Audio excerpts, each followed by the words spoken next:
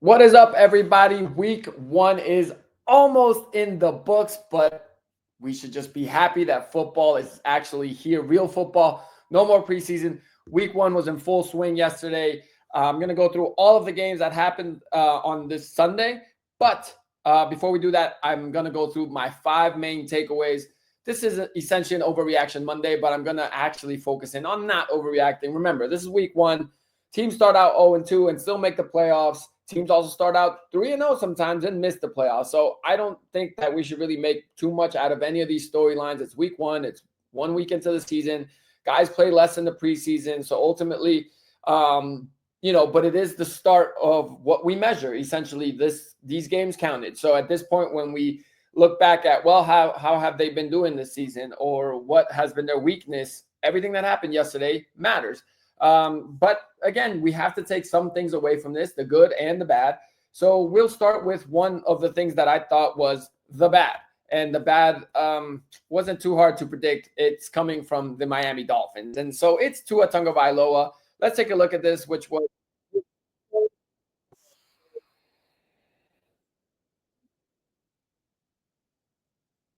interception for the Colts. The Colts absolutely destroyed the Miami Dolphins. They took care of business, and it wasn't even close. I mean, the Dolphins got beat 33-8. I'm going to look at the box score, but Tua just did not have a good game. He was 14 for 23, 114 yards, 1 touchdown, 2 picks, and he also had a fumble that he lost. Their only score was at the end of the game in the fourth quarter. So this was a blowout to a Colts team that I do think, and I did predict actually was going to be better. I even predicted them to win the AFC South. So I'm off to a good start. But still, you shouldn't be losing like by this much to a team like the Colts. The Colts are going to be good, in my opinion, but I don't think they're going to be great or Super Bowl contenders, not with Daniel Jones at quarterback. But hey, Daniel Jones went 22 for 29, 272 and a touchdown. So he played pretty well, and ultimately the Colts just were all over him. The reason I point this out as a big storyline is because I do think that their head coach, Mike McDaniel, is on the hot seat already at the start of the season. The Dolphins team hasn't shown anything really since he's been the head coach, and he's been fun to follow and a fun head coach to listen in to on press conferences and whatnot, but this team hasn't gotten the job done. They've made the playoffs and lost every time pretty much right away. And if they get off to a bad start, I think he might be the first coach fired. And now they play New England next week. It is their home opener for the Dolphins. So, and New England's coming off a loss to the Raiders. So 2-0-1 teams going at it. And I think if they lose that one, considering that the Patriots didn't necessarily look amazing in week one either, I mean, I doubt he gets fired after week two, but it's coming. If they keep playing like this, it's coming because you can't get rid of Tua. And even though it might be Tua's fault and he might be the liability on this team, it's got to be the coach, which is unfortunate, but that's the way it goes. All right. My second biggest headline, and this is actually probably the biggest headline that I took out of week one. And I've been saying this, and remember, I actually have this team winning the AFC North. It's Aaron Rodgers and the Pittsburgh Steelers. And Rodgers played great. Look at this beautiful throw, and he got the job done. The Steelers ended up taking care of business. I will say, the Jets were impressive. The Jets were impressive. Jets, Jets is alive and well. I never thought I'd see Justin Fields look as good as he did as a pocket passer. And Aaron Glenn and those coaches got him looking like one yesterday. He looked good. I mean, he went 16 for 22, 218 yards and a touchdown. I'm using Aaron Rodgers as a headline here, but I will say I kind of thought Rodgers wasn't washed. So most people are surprised with this because he went 22 for 30, 244, 4 touchdowns. He looked good. I mean, he still took 4 sacks because he's not mobile really at all. So that part is the liability. If you blitz him, he's got to get it out really quick because he can't move around in the pocket. But my biggest takeaway from this particular game is the Steelers' defense. I really thought they were they would be a top 5 defense in the league, and they still could be. But against Justin Fields and the Jets, I did not see them giving up 32 points. And, with that being said, I never expected Rodgers to have to perform like this for the Steelers to win. So the fact that he performed like this and shows he's still capable of that, while the Steelers defense completely struggled, makes me feel better about my pick because I do think that Steelers defense should improve. I mean, this was embarrassing. Like the Steelers defense is known to be incredible, and they played really bad. So that's the second headline I take from this week. The third headline, we'll move on to the third one, which it's a two-parter essentially, I guess. But let's take a look at the tape. It's Baker Mayfield and the Tampa Bay Buccaneers. But also, it's not just Baker. Look at this. The throw was beautiful, but the catch, I mean, you know who that is? That's the rookie wide receiver. And the rookie receiver, Mika Ibuka, I'm struggling with that name, but I'll get it right soon. Uh, I mean, he had a hell of a day. He had 2 touchdowns and he really balled out. And people have been saying this about him. People have been saying that he is a stud and he showed it yesterday. And if they have a stud receiver like that with him and Mike Evans, and eventually when Chris Godwin gets back, I don't see how the Buccaneers aren't looked at as a contender because they've been pretty solid. And if Baker plays how he played, he went 17 for 32. So the completion percentage wasn't great. 167 yards, but 3 touchdowns, no turnovers, took only 1 sack, and his QBR was 87. He played pretty well, and I just think that the Bucs are the clear favorites to win this division, which then can set them up, especially if they can take advantage of a weak division in the NFC South that includes the Falcons and the Saints. If they can, keep on going and get a good seed in the playoffs, I mean, why not? Why can't it be the Bucs that end up, being the team that comes out of there? So we'll see how that goes. I mean, Carolina's the other team in that division, and I don't think they're going to be that good this year either. So, all right, moving on. Next headline, and I'm just showing one clip that wasn't a highlight. It's an all 22 version. Here it is, and now you know what I'm talking about. It is the Green Bay Packers. Yes, as a Vikings fan, I hate to say it, but I've said this before. I try to be an unbiased Vikings fan. Green Bay is legit. Green Bay, I mean, I had Detroit winning this division because I thought people were kind of counting them out after losing 2 coordinators. But I'll tell you what, sure, it's the coordinators, but also, it might be Green Bay's just this good because the players didn't change. That's still Jahmyr Gibbs getting the ball. That's still Jared Goff back there slinging it. The offensive line did get weaker, so maybe that is the thing that people were counting on, saying, I just didn't like when people were saying, oh, they lost 2 coordinators, so they're going to suck now.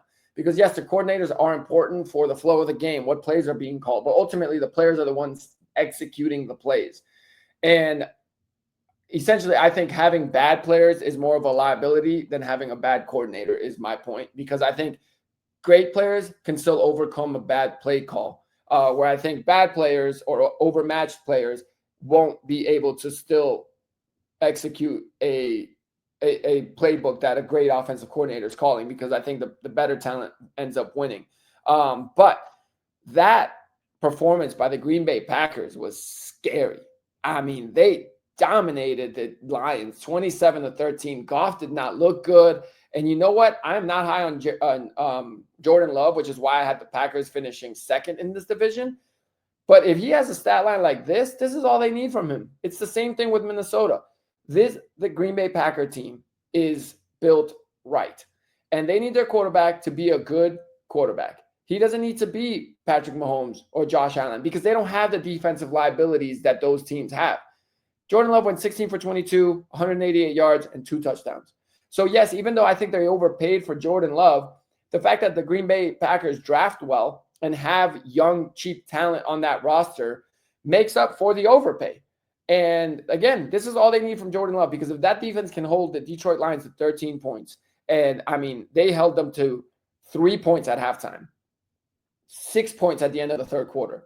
If they can hold them to that, and they can hold opposing offenses, I don't see how the Packers aren't Super Bowl contenders for sure, and possibly favorites as the season goes along. So we'll see. And the last clip we're taking a look at, my 5th headline, is obviously the Derrick Henry fumble from last night's great Sunday Night Football game. I mean, Ed Oliver with a great play to knock it out, but this really changed the game. Baltimore was up 40-25 or 26, I think it was. Buffalo scores, doesn't get the 2-pointer. Oh no, that's not how it went. It was 40-25. It was 40-25. They get the touchdown. They get to within 1 score. At this point, Baltimore just has to essentially run the clock, make Buffalo waste their timeouts. But, on first down to do this too, if anything, if you say Buffalo still scores, at least it sends it into overtime. But Buffalo got 2 more possessions, the next one that tied it, and then the one after that to essentially take the lead and win it at the end of regulation. So my biggest takeaway is the reason I'm showing this clip is not because Derrick Henry made a mistake, because Derrick Henry played a phenomenal game. I thought he was incredible, but it's because I'm an old school guy that thinks defense wins championships. And this score by Buffalo winning was 41-40. If neither of these defenses get better, I don't see them winning the Super Bowl. I'm sorry. Because the reason I show that fumble is because you are one mistake away, essentially, from losing a game because your defense couldn't and can't put a team away earlier. And that just, again, there's no room for error if your defense is terrible. And 41-40, yes, I get it. The offenses are great and the two quarterbacks are MVPs, but that's just not Super Bowl caliber. And that's not going to get the job done. And that's just something that I think these defenses need to fix. Obviously, Buffalo's dealing with injuries, so maybe when they get those guys back, that changes things. But that's not sustainable. That's not a good enough effort from a defense that wants to be considered a Super Bowl defense. Again, the quarterbacks played great. Derrick Henry played great, but he made one mistake. And if that mistake is your only turnover and it costs you the game, then your defense got problems. And that's not enough. So we'll see how the season rolls around. Again, it's only 1 week, so I wouldn't make too much of it. I think teams need to kind of find their identities, get rolling. I mean, we had a lot of results that were surprising, but ultimately, at least we have something to start charting. So again, the other games that went on, Bengals beat the Browns 17-16. The Bengals only had, I believe it was 6 yards of offense in the second half and still won. So that tells you that the Cleveland offense is horrible and couldn't take advantage of that. And the Cleveland defense is great. So Cleveland will be in ball games. So they're going to give problems to Pittsburgh and Baltimore in that division. We'll see how that plays out. The Raiders took care of business in New England. Drake May looked all right, made a couple mistakes, but honestly, the offensive line for Drake May gave him no time. I watched a lot of that game, and that's something that if they want Drake May to develop and be a stud quarterback, they need to fix that. The Raiders looked good. Geno looked fine. So the Raiders, again, another team that I think will be vastly improved this year. Cardinals took care of business in New Orleans. We don't need to say much.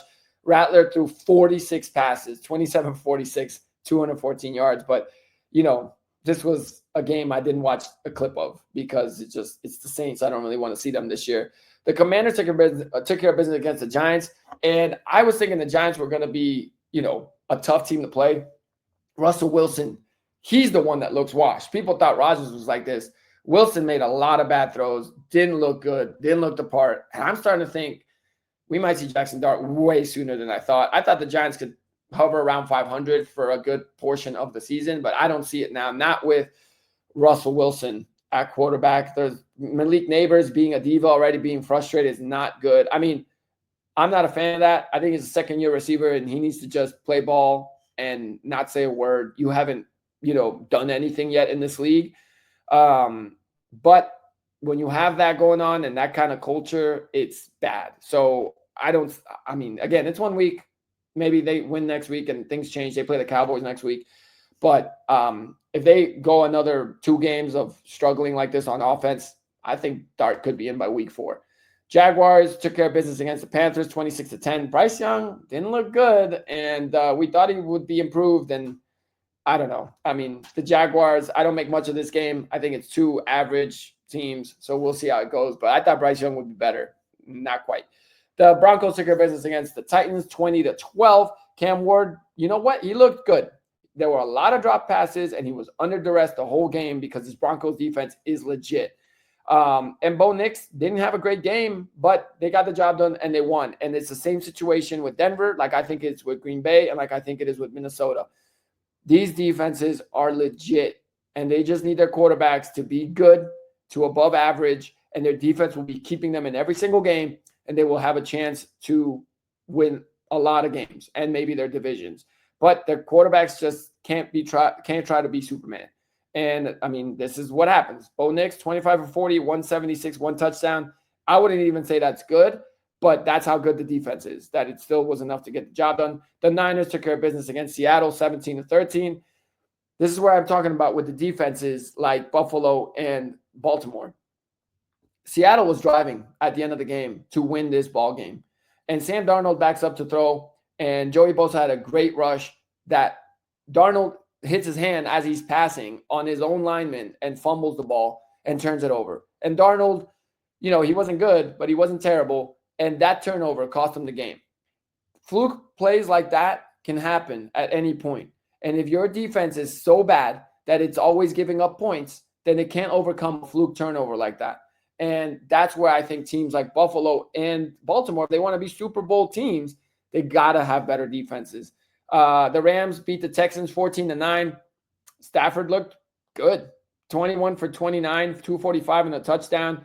And again, good defenses here. So again, hey, the Rams, if Stafford stays healthy, I mean, they're my Super Bowl team coming out of the NFC if he stays healthy, because they have that defense that can get stops. The Texans also look fine, but I think they played a better Rams team. So we'll see. I think the Texans will definitely bounce back. And that's the slate. So that was week one. We had a great week one of football. Moving on now to Monday Night Football tonight. So that should be exciting. And we'll see how that goes. J.J. McCarthy, Caleb Williams. We'll see how it all plays out. But fun week one. Subscribe and let me know what were your takeaways from week one of the NFL season.